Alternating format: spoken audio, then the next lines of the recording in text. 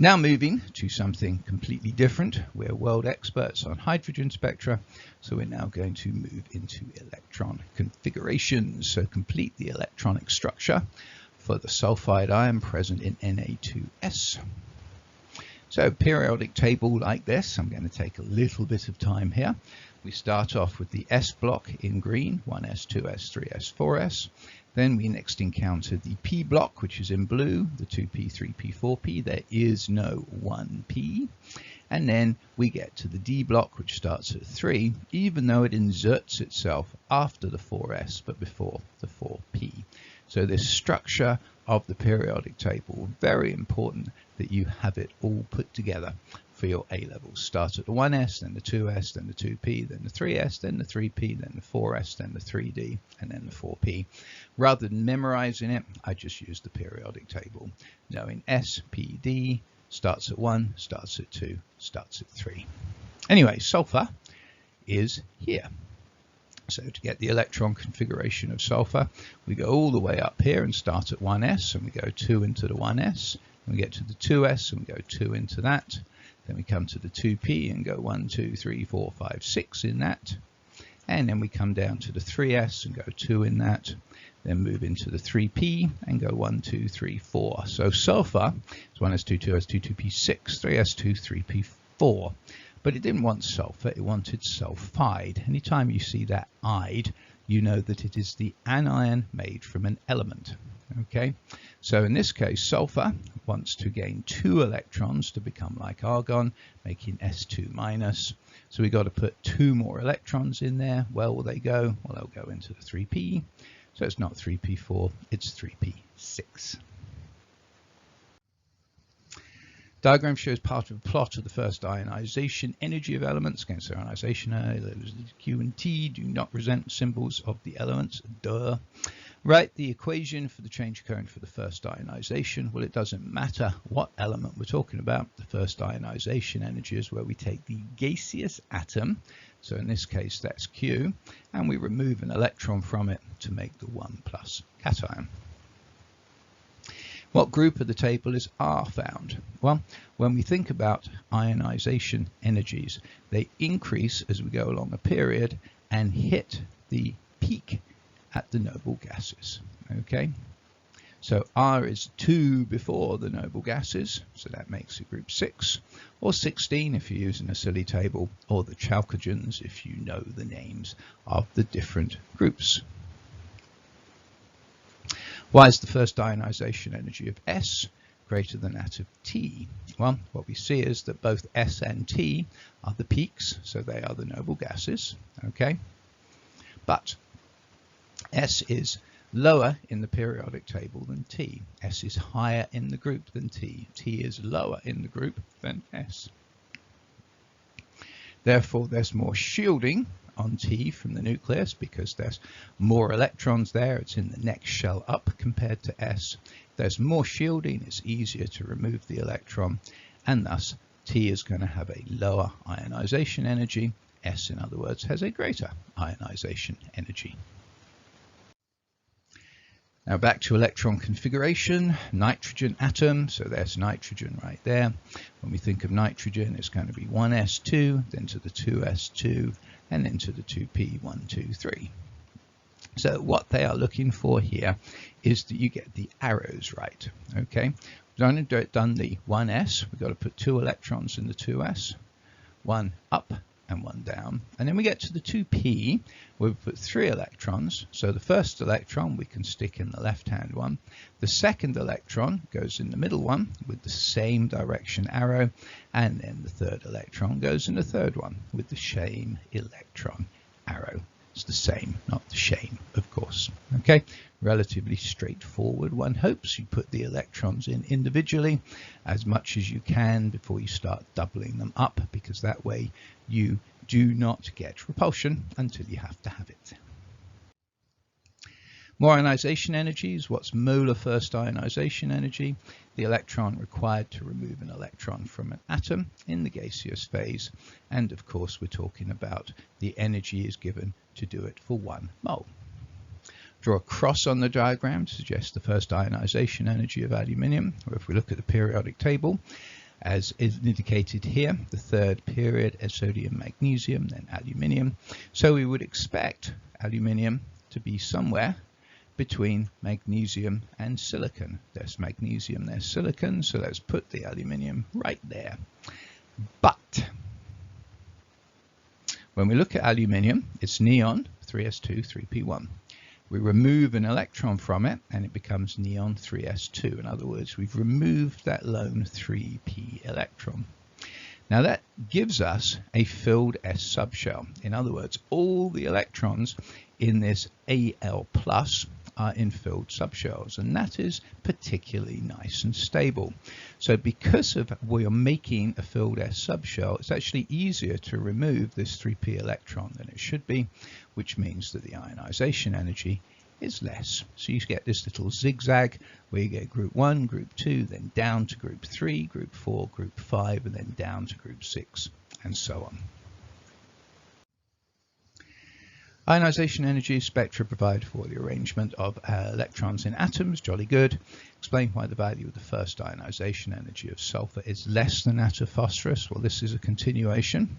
There's sulfur, there's phosphorus. Right? We expect, because ionization energy increases left to right, for sulfur to be bigger than phosphorus. However, when we look at sulfur, it's neon, starting there, 3s2, 3p1, 2, 3, 4. We remove an electron from that and we get neon 3s2, 3p3. Now this is a half-filled p subshell. Just like we saw a minute ago for nitrogen, you would have one electron in each of those p orbitals with no repulsion whatsoever. The fourth electron that you had to put in for sulfur gives you some repulsion. So when we remove that electron, we end up with a half-filled p subshell, which is nice. So therefore the ionization energy of sulfur is lower than it should be, because it's easier than you would expect to remove this nasty repulsive electron. Conversely, when we think of phosphorus, it's 3s2, 3p3. So that is a half-filled p subshell, a nice, happy, half-filled p subshell. Remove an electron from it and you've broken that half-filled p subshell. That's harder to do than it should be, because not only are you removing the electron from the nucleus, but you're breaking up that nice, happy, stable, half-filled p subshell. So the result is that S is lower than it should be, P is higher than it should be, so you end up that P is greater than S. Now I should note that in reality it's a poor example, because the ionization energies of phosphorus and sulfur are almost identical. Phosphorus is bigger than sulfur, but only by a couple of kilojoules per mole. Looking at ionization energies for magnesium, why is the second one always greater than the first? Because in the first you're taking an electron from an atom, in the second you're taking an electron from a cation. Cations are going to hold on more tightly to electrons than the atoms are, so it's always, always, always harder to remove another electron and another electron and another electron, which is why we see them increasing like this. Now, the third ionization energy missing in there, well, we certainly expect it to be between 1450 and 10,500, because we see that it increases and it's harder, always harder, to remove the next electron. But let's see if we can get a little bit closer than somewhere between 1450 and 10,500. So again, we go to the big ideas of what are we removing electrons from and what do we get when we make them. Well, for this third ionization energy, we've already got 2+ cation and we're removing an electron to make a 3+ cation. But that 2+ cation is a noble gas configuration. Here's magnesium, remove one electron, it becomes like sodium. Remove a second electron, it becomes like neon. And noble gas configurations are super duper stable, thus it's much harder to remove from a noble gas configuration than you would expect.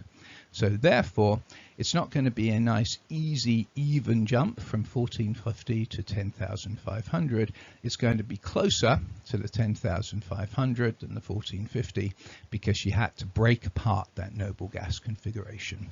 So my guess would be somewhere around 7,500 each, closer to this one than that one. And if you look, if you go from 4th to 5th, it's a jump of about 300. So I would say from 3rd to 4th should be a jump of about 300. The bigger jump from 2nd to 3rd, again, being associated with the fact that a noble gas configuration much harder to break. Complete the electronic structure for oxide, present in magnesium oxide. This is essentially identical to the sulfide question we had earlier on, but just in here to emphasize that examiners often get caught in loops. Anyway, so oxide comes from oxygen. What's oxygen right there? Well, to get there, we need to go to 1s, go 1s2, 2s, 2, 2p, 4. But of course, it wasn't oxygen, it was oxide. Again, ide means that we've taken an element and turned it into its anion. And the best anion for oxygen is where it gains 2 electrons to make O2 minus oxide. Where do those 2 electrons go? Into the 2p. So 1s2, 2s2, 2p6. So a nice general ionization energy question. Describe the trend in the first ionization energy group 1 elements and explain why it occurs. So we look at our periodic table. We know that as you go down a group, the ionization energy decreases. And the reason for that decrease is that there is more shielding. Bigger example would just be to say, well, the electron's going further away from the nucleus as you go from the first shell to the second shell, to the third shell, to the fourth shell. But as there's more shielding, that's the A-level required answer, it's easier to remove the electron because it doesn't feel the same nuclear charge, and thus a lower ionization energy as you go down the group. Why is nitrogen described as a p-block element? Well, there's nitrogen. When we look at its electron configuration, 1s2, 2s2, and then 2p3. So the last electron that is added goes into a p subshell, thus it is a p-block element. Convention of arrows to represent electrons. So there's arsenic down there, fun little metalloid atom. Common in detective novels, of course, because of the poisonous nature of the element and of a lot of its compounds. So therefore, of course, found a lot in pesticides and so forth, as well as old lady sides and so on in your favorite Agatha Christie novel. But anyway, let's look at the electron configuration of it. We'll start off 1s2, 2s2, 2p6, 3s2, 3p6. And of course, now we go 4s2, 3d10, and then 4p, 1, 2, 3. Now, when we look at what's required for us, going all the way up to argon, we're just given as being the argon core, so that's fine. So now we need to worry about the 4s2 to 3d10, 4p3. So I'm going to put in the 4s2 first. Easy enough, one goes up, one goes down. Then I'm going to do the 3Ds, and even though we don't need to emphasize it here, it's always good to practice the fact that they go in individually, all pointing up, and then they go in all pointing down as they pair up. So there's 3D10, and then of course we do need to worry about the fact they're going individually for the 4P3, one up, one up, one up, and there you have the beautiful arrows representing electrons for arsenic.